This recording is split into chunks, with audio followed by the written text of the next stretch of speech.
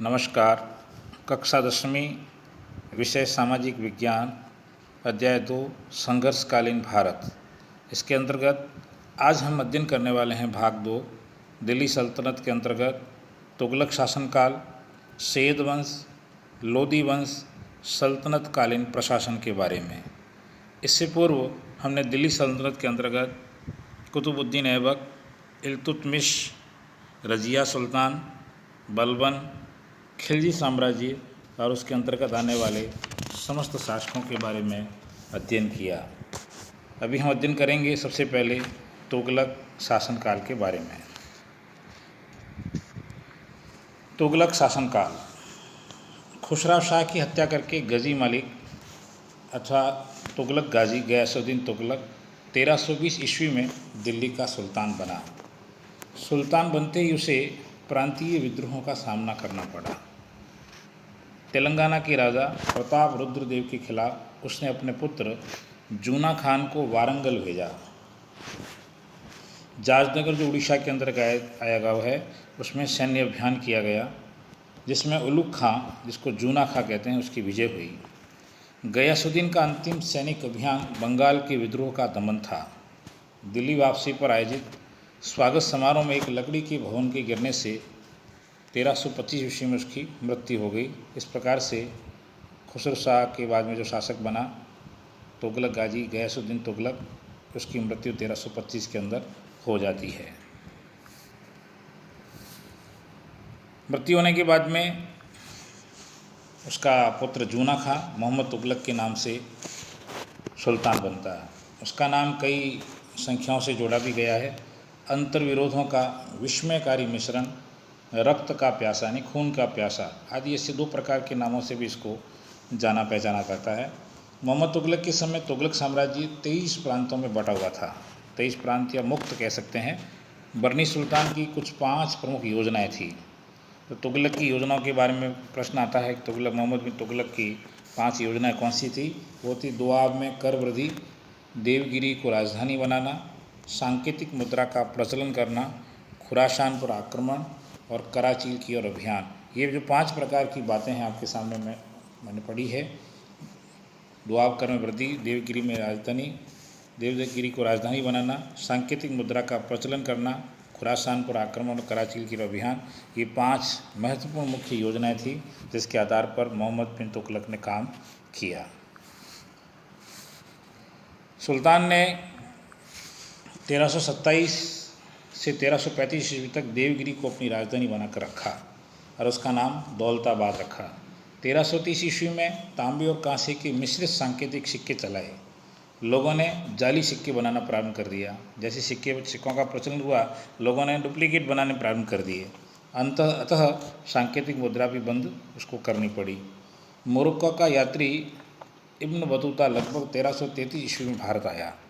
सुल्तान ने उसे दिल्ली काजी नियुक्त किया। 1342 ईस्वी में राजदूत बनाकर उसको चीन भेजा। 1351 ईस्वी के अंदर ही मुगल मोहम्मद बिन तुगलक की मृत्यु हो जाती है। फिर वहाँ पे 1351 में फिरोज शाह तुगलक वहाँ का सुल्तान बनता है, जो मोहम्मद तुगलक का चचेरा भाई होता है। बंगाल के हाजी इलियास के स्वतंत्र हो जाने से उसके विरुद्ध फिरोज शाह 2 बार सैन्य अभियान करता है, परंतु अब असफल रहता है।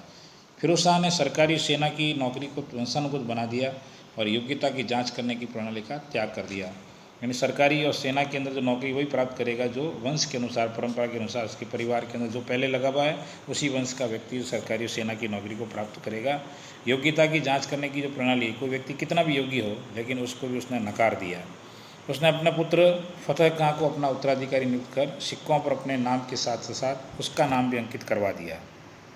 फिरोज शाह ने भवन निर्माण कला को अत्यधिक महत्व दिया। हिसार, फिरोजाबाद, जौनपुर आदि नगर भी उसने बसाए। टोपरा और मेरठ से अशोक स्तंभ दिल्ली लाए गए, परंतु विद्वान को पढ़ नहीं सके क्योंकि उसकी जो लिपि थी, ब्राह्मी लिपि, खरोष्टी लिपि, इस प्रकार की लिपि थी, उस लिपि को भी वो पढ़ नहीं पाए। उनके लाने का किसी प्रकार का प्रयोजन सफल नहीं हुआ। फिरोज की सबसे बड़ी उपलब्धि थी हांसी तथा सिरसा के क्षेत्रों में पानी की कमी दूर करने के लिए नहरों की खुदाई। ये नहरों की खुदाई करने का काम उसने किया, जो बहुत अच्छा सराहनीय रहा। एक नहर सतलज नदी से दीपालपुर तथा दूसरी यमुना नदी से सिरमौर के पास खुलवाई। उपज वृद्धि करने और अकाल से निपटने हेतु ठोस नीति भी अपनाई। यदि उस क्षेत्र के अंदर कोई प्रकार का अकाल भी पड़ जाए तो एक प्रकार से प्रचुर मात्रा में उपज करके और सबका भरण पोषण हो सके, इस प्रकार की उसने नीति अपनाई। फिरोज तुगलक भी कट्टरवादी इस्लामिक अमीरों के हाथों में रहा। उसने न केवल ब्राह्मणों पर जजिया नामक कर लगाया बल्कि मुस्लिम विचारधारा शिया समर्थक व्यक्तियों को भी मृत्यु दंड भी दिया। ये जो जजिया कर के बारे में यहाँ पे लिखा हुआ है, जजिया कर का मतलब होता है एक प्रकार का ऐसा कर जिसमें मुस्लिम कंट्री के अंदर केवल मुस्लिमों को ही रहने का अधिकार होता है। यदि हिंदू धर्म का कोई व्यक्ति वहाँ रहना चाहता है तो उसको जजिया कर देना पड़ता है, तब जाकर के वहाँ वह अपने धर्म का पालन पोषण कर सकता है और वहाँ रहने की उसको छूट मिल सकती है। तो इस प्रकार से ब्राह्मणों पर जजिया कर लगाने का सबसे पहला काम भी किया वो इससे फिरोज तुगलक ने किया। गैर इस्लामी सजा उसने समाप्त कर दी। गैर शरीयत पर कर हटा दिए गए। केवल 4 मुख्य कर रखे, खराज, जक़ात, खम्स और जजिया। ये 4 प्रकार के कर वहाँ पे रखे गए। उनसे बाकी सब प्रकार के करों को हटाने का काम उसने कर दिया। दासों की संख्या में असाधारण वृद्धि हो गई। 1,80,000 दास बन गए। दीवाने बंदगान के नाम से दासों के नाम से एक नया विभाग भी खोला गया। फिर उसने दिल्ली में खरबूजों तथा अंगूरों की खेती को प्रोत्साहित किया और अधिक से अधिक बाग भी लगवाए। 1388 ईस्वी में फिरोज शाह की भी मृत्यु हो गई। तुगलक वंश का अंतिम शासक जो था वो था नासिरुद्दीन महमूद।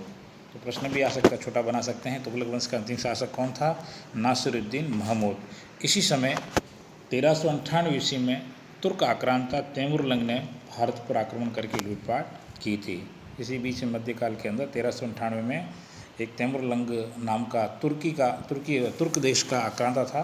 उसने भारत पर आक्रमण करके वहाँ पे भी लूटपाट मचाने का काम किया था। अब आता है सैयद वंश के बारे में। तैमूरलंग ने दिल्ली को जीत करके खिज्र खां को अपना प्रतिनिधि वहाँ पे नियुक्त किया। खिज्र खां ने ही सैयद वंश की स्थापना की। तो इसमें भी छोटा प्रश्न बन गया कि सैयद वंश की स्थापना किसने की? खिज्र खां ने। 1414 से 1421 तक शासन करने के बाद भी खिज्र खां ने न तो कभी शाह की उपाधि धारण की, न ही अपने नाम के सिक्के चलाए। इसके बाद मुबारक शाह 1421 से 1434 तक शासक रहा। इसने सर्व शाह की उपाधि धारण की। अलग प्रकार की उपाधियाँ धारण करते अपना शासन चलाने का काम सैयद वंश के अंतर्गत हुआ। इसके बाद आता है लोदी वंश। अंतिम शेष शासक आलम शाह ने स्वेच्छापूर्वक दिल्ली का शासन त्याग दिया और बहलोल लोदी ने 1451 ईस्वी में दिल्ली पर अपना अधिकार कर लिया। दिल्ली पर तुर्कों के बाद पहली बार अफगान साम्राज्य का शासन हुआ। सबसे पहले तुर्क लोग थे, उनके बाद में फिर अफगानों का शासन हुआ। उसने जौनपुर के महमूद शाह सर्की के दिल्ली पर अधिकार करने के प्रयास को असफल कर दिया। 38 वर्ष शासन करने के बाद 1489 में उसकी मृत्यु हो गई। इसके बाद इसका दूसरा पुत्र था निजाम शाह सिकंदर शाह की उपाधि धारण कर सुल्तान बन बैठा। तिरहुत, बिहार और बंगाल तक उसने अपने साम्राज्य का विस्तार किया। इस प्रकार से लोदी वंश भी अपना शासन कर पाया। इसका जो न्याय प्रबंध और राजस्व सुधार बहुत प्रसिद्ध रहा। भूमि की नाप और उसके आधार पर भूमि कर नियत करने का कार्य किया। भूमि का जितना भी मेजरमेंट होता है, मापतोल, उसके आधार पर भूमि का कर नियत करने का काम किया। यानी इसके टैक्स कितना लगेगा, कर कितना चुकाना पड़ेगा, ये उसने तय किया। एक उसने गज चलाया जो प्राय 30 इंच का होता था। ये गज लंबे समय तक सिकंदरी गज के नाम से चलता रहा। इटावा, बयाना, कोल, ग्वालियर, धौलपुर के शासकों को अधीन रखने के अभिप्राय से उसने 1506 में आगरा नगर का निर्माण करवाया। तो आगरा नगर का निर्माण करने वाला भी ये व्यक्ति था। उसका उपनाम गुलरू खां था। इसी उपनाम से कविता भी लिखता था। नवंबर 1517 में उसकी मृत्यु भी हो जाती है और उसका पुत्र इब्राहिम लोदी आगरा की गद्दी पर बैठता है।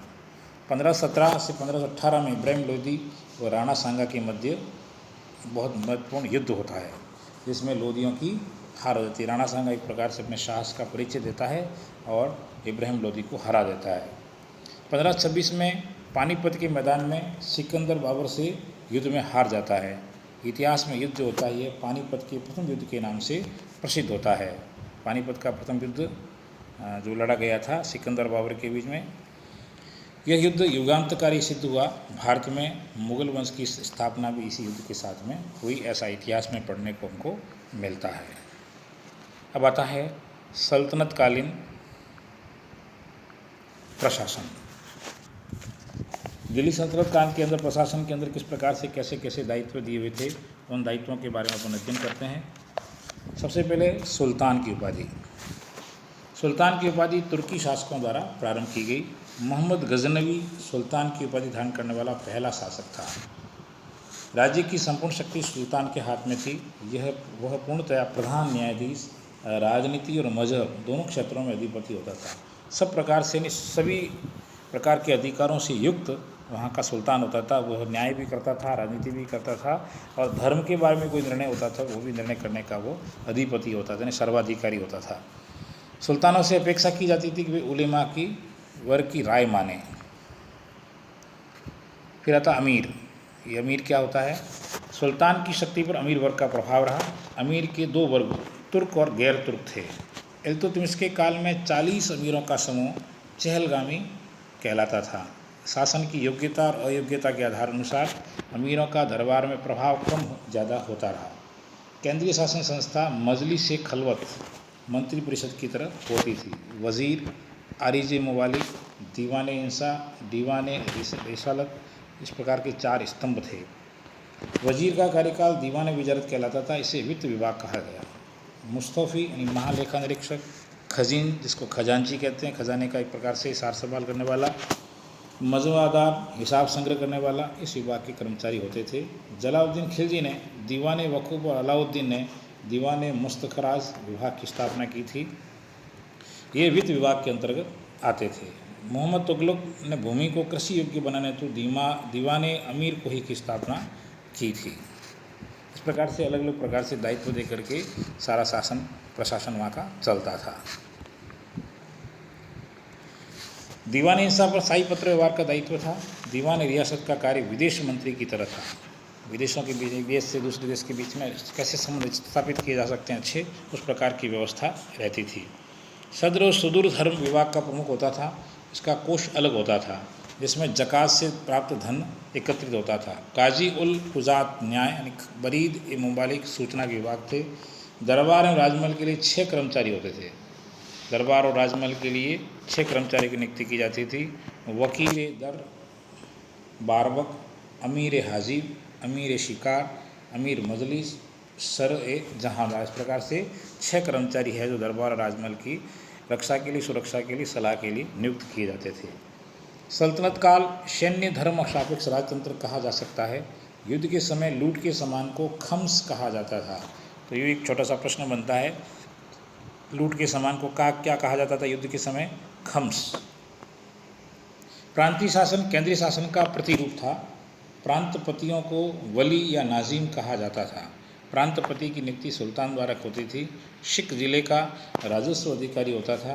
अंततः 1206 से 1526 तक दिल्ली की सल्तनत काल में साम्राज्य सीमा तत्कालीन सुल्तान की सैन्य शक्ति के अनुसार घटती बढ़ती रही। इस प्रकार से सल्तनत कालीन प्रकार से शासनकाल उस समय चला और सब लोगों ने अपना शासन चलाया। अलग अलग प्रकार से नामों के माध्यम से इसको संबोधित किया गया है। यानी शासन व्यवस्था को चलाने के लिए सल्तनत काल में अनेक प्रकार की ऐसी व्यवस्थाएं चली, जिसके बारे में हमने इस भाग के अंदर अध्ययन किया। मुगलकालीन भारत में 1526 से 1858 तक मुगल साम्राज्य का संस्थापक जो था वो बाबर था, जिसका आपके सामने चित्र मैंने रखा है। ये बाबर मुगल साम्राज्य का संस्थापक कहा जाता है। आइए हम मुगलकालीन भारत के बारे में अध्ययन करते हैं। उससे पहले पानीपत का प्रथम युद्ध जो हुआ था 1526 में, बाबर और इब्राहिम लोदी, इसके बारे में एक बार पुनः अपना ध्यान आ जाए, इसके लिए मैंने आपके सामने यह स्क्रीन पर चित्र रखा है। अब आता है मुगलकालीन भारत। मुगलों का भारत के अंदर जो प्रवेश हुआ उसकी शुरुआत के बारे में अध्ययन करते हुए आगे बढ़ेंगे। बाबर 1526 में पानीपत के प्रथम युद्ध में इब्राहिम लोदी को परास्त कर भारत में मुगल साम्राज्य का संस्थापक बना। तो बाबर जो था मुगल साम्राज्य का संस्थापक कहा जाता है। यह तुर्क मुसलमान था और तैमूर का वंश था। तैमूर लंग जो था, जिसके बारे में मैंने कहा था तुर्किस्तान में, उस प्रकार से वो अपना आधिपत्य लूटपाट के उद्देश्य से आता है और यह तैमूर वंश का वंशज कहा जाता है बाबर। चुगताई तुर्क वंश से संबंधित होने के साथ साथ मंगोल सेना नायक चंगेज़ खां के वंश से भी उसका ताल्लुक था। इसकी माँ जो थी चंगेज़ खां की वंशज थी। इस प्रकार से ऐसा इतिहास में पढ़ने को मिलता है कि यह तैमूर के वंश का भी है। जहीरुद्दीन मोहम्मद बाबर प्रारंभ में पिता की मृत्यु के बाद फरगना की गद्दी पर बादशाह की उपाधि के साथ बैठा। बादशाह की उपाधि धारण करने वाला ये पहला तैमूर वंशी शासक था। आगरा से 40 किलोमीटर दूर खानवा में बाबर और महाराणा सांगा का युद्ध मार्च 1527 में हुआ था। प्रश्न ये भी हो सकता है कि खानवा का जो युद्ध है किस किस के बीच में हुआ? बाबर और महाराणा सांगा के मध्य में 1527 को हुआ। बाबर ने युद्ध तुलगुमा पद्धति से लड़ा और जिहाद का नारा दिया, यानी अपने धर्म का प्रचार प्रसार करने की दृष्टि से उसने जिहाद का नारा दिया और अपने आप को धर्म के लिए बलिदान होना भी एक प्रकार से बड़ी गर्व की बात, इस प्रकार का उसने नारा दिया। विजयी होने के बाद में बाबर ने गाजी की उपाधि धारण की। 1528 में बाबर ने चंदेरी के मेदिनी राय को परास्त किया। 1529 में घाघरा के युद्ध में बाबर ने अफगानों को परास्त किया। बाबर की मृत्यु 26 दिसंबर 1530 को हुई। इसे यमुना के किनारे आगरा में राम बाग में दफनाने का काम हुआ। बाद में बाबर की इच्छा थी कि उसे काबुल में दफनाया जाए और उसको काबुल में दफनाया गया। बाबर ने अपनी दिनचर्या की पुस्तक तुर्की भाषा में लिखी जिसका नाम बाबरनामा या तुजू के बाबरी है। अब्दुल रहीम खान खाना इसने इसे बाद में फ़ारसी में अनुदित करने का काम किया। तो इसमें भी छोटे छोटे प्रश्न बन सकते हैं कि बाबर ने क्या लिखी थी, कौन सी पुस्तक लिखी? बाबरनामा, जिसको तुजू के बाबरी भी कहते हैं। और अब्दुल रहीम खान खाना ने इसे फ़ारसी के अंदर अनुदित करने का काम, अनुवाद करने का काम किया था। इस अध्याय के अंदर विभाग के अंदर में जो पढ़ा है उसमें से कुछ प्रश्न मैंने बनाए हैं। पहला प्रश्न, बाबर ने अपनी पुस्तक बाबरनामा को कौन सी भाषा में लिखा? तुर्की भाषा में। बाबरनामा का फ़ारसी में अनुवाद किसने किया? अब्दुल रहीम खान खाना ने। पानीपत का प्रथम युद्ध कब व किन के मध्य हुआ? 1526 को बाबर व इब्राहिम लोदी के मध्य हुआ। मोहम्मद तुगलक की मृत्यु कब हुई? 1351 ईस्वी में। अंतिम सैयद शासक कौन था? आलम शाह। इस प्रकार से मैंने 5 प्रश्न आपके सामने छोटे छोटे बनाए हैं। आप भी जितना मैंने पढ़ाया है उसका वापस पुनः स्वाध्याय करते हुए उसमें से छोटे छोटे प्रश्न जितने बन सकते हैं उतने बनाएं और अपने विषय वस्तु को सरल करें, समझने का प्रयास करें। गृह कार्य, पहला प्रश्न, मोहम्मद तुगलक की 5 योजनाओं के नाम लिखिए। दूसरा प्रश्न, सिकंदरी गज के बारे में। तीसरा, दिल्ली सल्तनत के प्रशासन के बारे में विस्तारपूर्वक लिखिए। और चौथा प्रश्न है सैयद वंश और लोदी वंश पर संक्षिप्त में टिप्पणी लिखिए। ये 4 प्रकार के प्रश्न आज जो मैंने पढ़ाया है उसमें से देख करके अच्छी प्रकार से करें और इस विषय वस्तु को समझने का प्रयास करें। नमस्कार।